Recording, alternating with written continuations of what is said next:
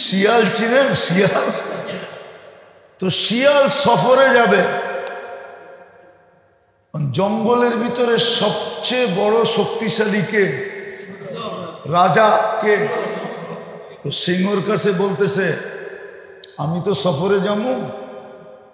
এই কাহিনীও শুনাইছে এক কাহিনীর কারণে। মুসলিম এক রাজা ছিল, নাম ভুলে গেছি, আমার মনে আসতেও পারে। তো ওনার জামানায় দুর্ভিক্ষ শুরু হয়েছে। দুর্ভিক্ষ হওয়ার কারণে উনি চিঠি লিখতেছে সমস্ত গভর্নরদের কাছে যে ভান্ডারের খানা পাবলিককে দিতে থাকো। কিন্তু ভান্ডার কয়দিন চলে? রাজার গোলাও তো একদিন শেষ হয়। তো রাত্রে বাদশাহ চিন্তা করতেছে আর খাদেমে পাও টিপতেছে। তো বলতেছে জাহাপনা আপনি এমন করেন কেন? বলছে ঘুম আসে না রে, পুরো রাজ্যে দুর্ভিক্ষ চলতেছে, গোলার খাওয়া জানি কখন ফুরায়া যায়, কি জানি ঘটে। তো খাদেম বলতেছে জাহাপনা অভয় দিলে একটা কাহিনী শোনাবো। শোনা। তখন এই কিচ্ছা শুনাইছে যে শিয়াল একদিন সফরে যেতেছিল, শিয়াল নিয়ে আর কি, তার কাছে ছোট বাচ্চা ছিল, বাচ্চা নিয়ে সফরে যায় কি করে?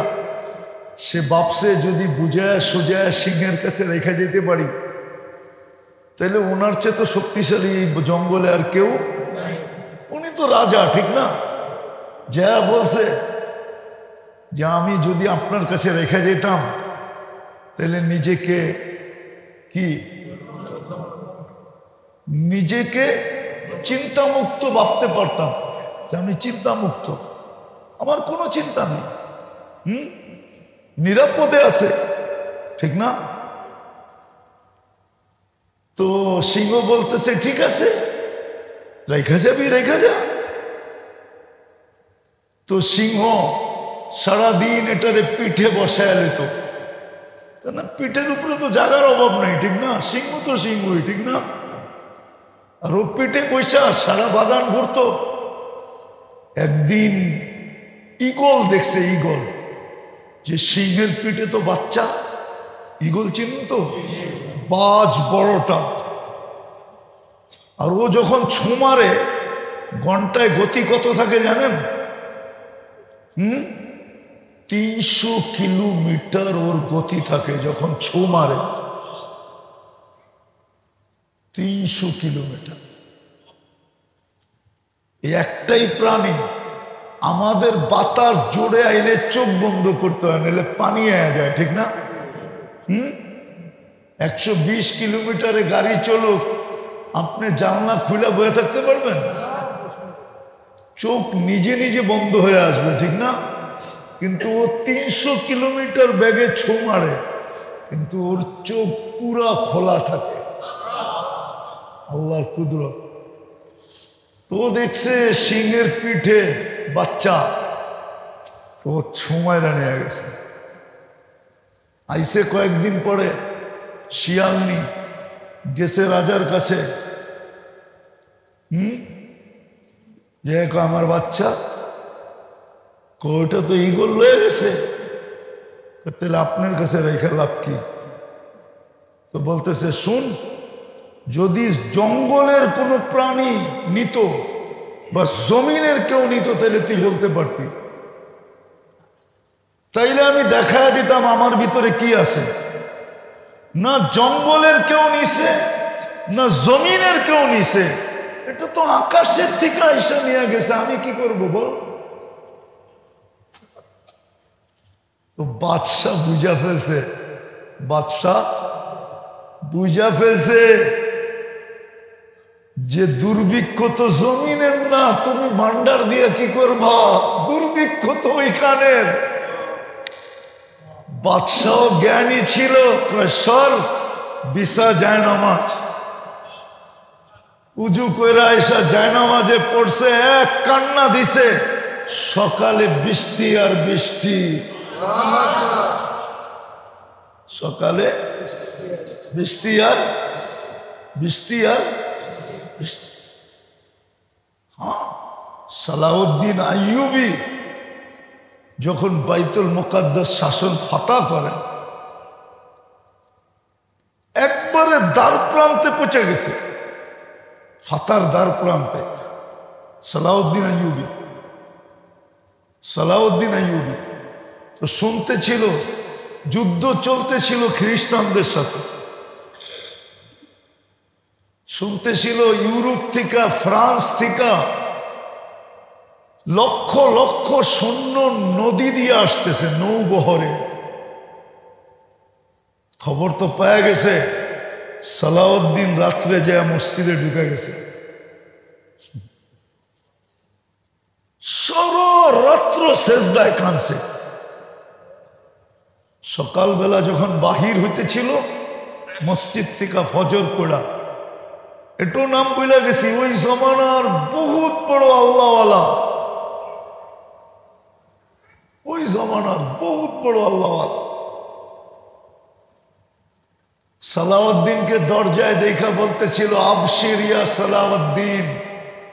সালাউদ্দিন কিন্তু চিন্তিত ছিল, কাঁদতে কাঁদতে নিডাল হয়ে গেছে যে আমি দ্বার প্রান্তে পৌঁছে গেছি, যে সৈন্য আসতেছে যদি পৌঁছে গেল তাহলে তো আমি পিছিয়ে যাব, ফাতা তো হবে না বাইতুল মুকাদ্দাসে। সারা রাত্র কাঁদছে। তুই আল্লাহ যখন সালাউদ্দিনের দেখতেছে চোখ মুখ লাল, আল্লাহ বলতেছে, সালাউদ্দিন তোর চোখের পানি ফ্রান্সিসি নৌবহরের বেড়াকে সমুদ্রে ডুবাইয়া দিছে। আর বাস্তবেই ওই রাত্র ডুবে গেছে, সব সব আল্লাহ তুফানে ডুবাইয়া দিছে। সালাউদ্দিন আইয়ুবীর চোখের পানি সমুদ্রে যে তুফান হয়ে নামছে। তো ওই বুড়িও বলতেছিল, চাক্কি নাই, বকরি নাই। আমি না ছিলাম না, আপনি কই? এই সম্পর্ক মুহাম্মদুর রাসূলুল্লাহর রঙে রঙিন হইয়া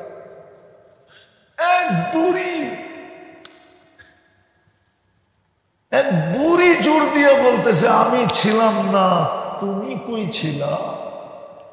তুমি কোথায় ছিলা? তোমাকে তো বাড়িতে রেখে গেলাম।